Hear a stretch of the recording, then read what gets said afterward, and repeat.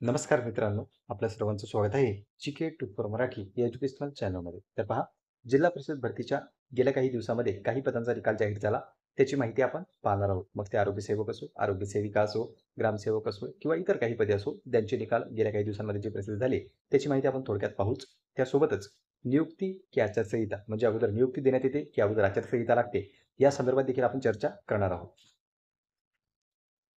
तर तत्पूर्वी पहा मित्रांनो, कालच म्हणजे 5 ऑक्टोबर 2024 रोजी नगर परिषदेच्या संदर्भात महत्त्वाची अपडेट आली होती आणि त्यामध्ये आपल्याला कोणता पॉईंट या ठिकाणी पाहायचा आहे तो म्हणजे की अंतिम निवड सूचीत समाविष्ट उमेदवारांना, म्हणजे जे नव्याने समाविष्ट झालेले आहेत त्यांना आचारसंहिता लागण्यापूर्वी नियुक्ती देण्याची कार्यवाही करण्यात येईल.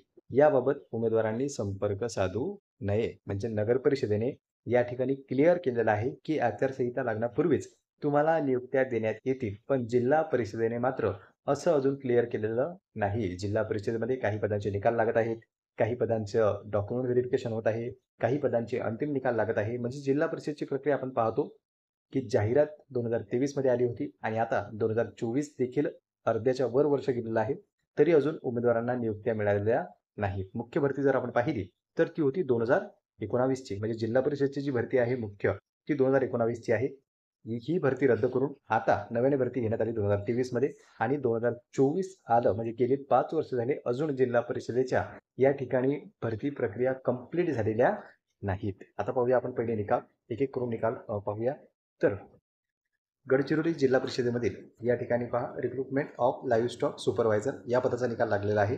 निकाल मी तुम्हाला थोडक्यात दाखवतो. याच्या संपूर्ण PDF आहे त्या तुम्ही जिल्हा परिषदच्या ऑफिशियल वेबसाईटवर जाऊन डाउनलोड करू शकता. म्हणजे की आता गडचिरोलीचा हा निकाल आहे, तर गडचिरोलीच्या ऑफिशियल वेबसाईटवर जाऊन जिल्हा परिषदच्या तुम्ही हा निकाल डाउनलोड करू शकता किंवा टेलिग्राम ग्रुपची लिंक देखील डिस्क्रिप्शनमध्ये दिलेली आहे. त्यावर आपण सर्व रिझल्टच्या PDF अपलोड केलेल्या आहे. तिथे जाऊन तुम्ही पूर्ण PDF ही पाहू शकता.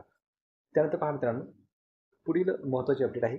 एक एक निकाल आपण पाहतच आहोत. ती आहे म्हणजे अंगणवाडी पर्यवेक्षिकेच्या बाबतीत. तर 5/10/2024 रोजीचे प्रसिद्धी पत्रक आहे आणि यामध्ये तुम्हाला डॉक्युमेंट व्हेरिफिकेशन संदर्भात दस्तऐवज पडताळणी किंवा कागदपत्रे पडताळणीसाठी उपस्थित राहण्याच्या बाबत ही सूचना आहे. तर कोणतंही जिल्हा परिषद आहे, वरतीच तुम्ही पाहिलेलं असेल, जिल्हा परिषद आहे गडचिरोली आणि 5 तारखेचे हे प्रसिद्धीपत्रक आहे. अंगणवाडी पर्यवेक्षिका पेसा क्षेत्रामधील यांचं डॉक्युमेंट व्हेरिफिकेशन होणार आहे. तर ते तुमचं असणार आहे डॉक्युमेंट व्हेरिफिकेशन. पदभरतीचा निकाल 19/9 लागलेला होता आणि इथे पहा, इथे दिनांक देखील आहे. 6/10/2024 रोजी सकाळी 10 वाजता हजर राहावे असं या ठिकाणी सांगण्यात आलेलं होतं. नंतर पहा, काही पदांचे निकाल लागले, काही पदांची अंतिम निवड यादी लागली, काही पदांचं डॉक्युमेंट व्हेरिफिकेशन आहे ते आपण एक एक करून इथे पाहतोय. तर जिल्हा परिषद आहे गोंदिया. गोंदिया जिल्हा परिषदेमध्ये या ठिकाणी कंत्राटी ग्रामसेवक जे आहे त्यांचा निकाल जाहीर करण्यात आलेला आहे. नंतर पहा, पुढील जे पद आहे,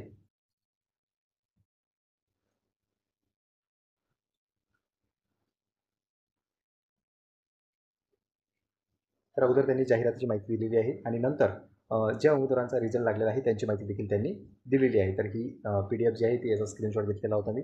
रिझल्ट तुम्ही जाऊन वेबसाईटवर जाऊन चेक करू शकता. इथे पहा, त्यांनी सांगितलेलं आहे आरोग्य सेवक 40%च्या बाबतीत हे जे आहे ते प्रसिद्धीपत्रक प्रसिद्ध झालं. नंतर पहा मित्रांनो, सिंधुदुर्ग जिल्हा परिषदेमध्ये कागदपत्रे पडताळणी व प्रतीक्षा यादी. इथे पहा, कंत्राटी ग्रामसेवक या संवर्गातील उमेदवारांची कागदपत्र पडताळणी व अंतिम निवड व प्रतीक्षा यादी जेव्हा जिल्हा परिषदच्या ऑफिशियल वेबसाईटवर प्रसिद्ध करण्यात आलेली आहे. जिल्हा परिषद कोणती आहे, तर जिल्हा परिषद आहे सिंधुदुर्ग. कंत्राटी ग्रामसेवक या पदाचा निकाल त्यांनी लावलेला आहे फायनल. नंतर पहा, पुढील जिल्हा परिषद आहे ती म्हणजे धाराशिव. धाराशिव जिल्हा परिषदेमध्ये आरोग्यसेवक महिला या पदासाठी बायोमेट्रिक पडताळणी ती जी आहे ती त्यांनी पदांसाठी अंतिम निवड झालेल्या उमेदवारांची यादी, म्हणजे अंतिम निवड सूचीच या ठिकाणी प्रसिद्ध झाली आणि सर्व प्रक्रिया त्यांची झालेली आहे. तर पद कोणतं आहे ते म्हणजे आरोग्यसेवक महिला, आरोग्य सेविका ज्याला आपण असं म्हणतो, आणि जिल्हा परिषद आहे धाराशिव. नंतर पहा मित्रांनो, पुढील जे पद आहे ते आहे आरोग्यसेवक 40%, जिल्हा परिषद आहे धाराशिव. यांचा देखील अंतिम निकाल प्रसिद्ध करण्यात आला. यामध्ये ज्या उमेदवारांची निवड झालेली आहे त्यांची यादी त्यांनी लावलेली आहे आणि त्यासोबतच प्रतीक्षा सूची देखील लावली, म्हणजे वेटिंग लिस्ट तुमची जी आहे ती देखील त्यांनी लावलेली आहे.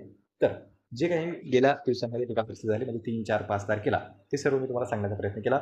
बाकीचे अपडेट टेलिग्रामच्या माध्यमातून मिळतीलच. महत्त्वाची बाब म्हणजे अशी की आचारसंहितेच्या पूर्वीच जिल्हा परिषदेच्या नियुक्त्या तुम्हाला मिळायला हव्या. कारण की ज्या उमेदवारांनी परीक्षा काढलेली आहे, म्हणजे पेपर त्यांनी दिला, पेपरमध्ये ते क्वालिफाय झाले, मेरिटमध्ये आलेले आहे, त्यांचं डॉक्युमेंट व्हेरिफिकेशन झालं, पण तरी देखील जर त्यांना नियुक्ती देण्यात आली नाही तर हा त्यांच्यावर अन्याय होणार आहे. आचारसंहिता लागल्याच्या नंतर काय प्रकार घडतो हा आपण लोकसभेच्या आचारसंहितेमध्ये पाहिलेलाच होता. जिल्हा परिषदेला या ठिकाणी इलेक्शन कमिशनला परवानगी मागावी लागते तुमची नियुक्ती देण्यासाठी आणि इलेक्शन कमिशनला परवानगी मागच्या वेळेस तरी जिल्हा परिषदेने मागितलेली नव्हती, पण आता यावेळेस काय होऊ शकते, तर आचारसंहिता लागण्यापूर्वीच सर्व विद्यार्थ्यांना किंवा उमेदवारांना या ठिकाणी नियुक्त्या मिळायला हव्या. ज्यांची निवड झालेली आहे, ज्यांना असं वाटत आहे की आमची निवड होण्याची शक्यता आहे, त्यांनी स्वतः या ठिकाणी झेडपीला विनंती करावी किंवा जिल्हा परिषदेशी संपर्क साधून त्यांना सांगावं की लवकर आमची प्रक्रिया घेण्यात यावी, तरच तुम्हाला या ठिकाणी नियुक्ती मिळू शकते. तर पहा मित्रांनो, ही होती महत्त्वाची अपडेट. या संदर्भात तुमचे आणखी काही प्रश्न असतील, डाऊट्स असतील, तर तुम्ही ते बिनधास्तपणे कमेंट सेक्शनमध्ये कमेंट करू शकता. आणि तुम्ही कोणत्या पदासाठी अर्ज भरला होता, तुमची प्रक्रिया कुठपर्यंत आलेली आहे, म्हणजे तुमचा रिझल्ट लागला का, नाही लागला, किंवा डॉक्युमेंट व्हेरिफिकेशन झालं आहे किंवा नाही झालं आहे, फायनल निवड यादी लागली किंवा नाही लागली, ते तुम्ही कमेंटमध्ये कळू शकता, जेणेकरून इतर विद्यार्थ्यांनाही त्याबाबत अपडेट मिळेल.